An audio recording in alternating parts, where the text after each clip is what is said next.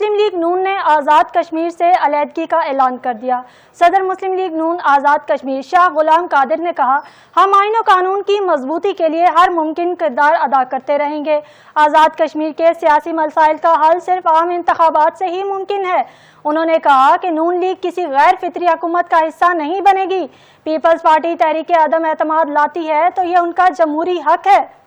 آپ کو ایک بار پھر اپڈیٹ کریں، پاکستان مسلم لیگ نون آزاد کشمیر حکومت سے علیحدگی کا اعلان کر دیا۔ صدر نون لیگ آزاد کشمیر شاہ غلام قادر نے کہا، ہم آئین و قانون کی مضبوطی کے لیے ہر ممکن کردار ادا کرتے رہیں گے۔ آزاد کشمیر کے سیاسی مسائل کا حل صرف عام انتخابات سے ہی ممکن ہے۔ انہوں نے کہا کہ نون لیگ کسی غیر فطری حکومت کا حصہ نہیں بنے گی۔ پیپلز پارٹی تحریک عدم اعتماد لاتی ہے تو یہ ان کا جمہوری حق ہے۔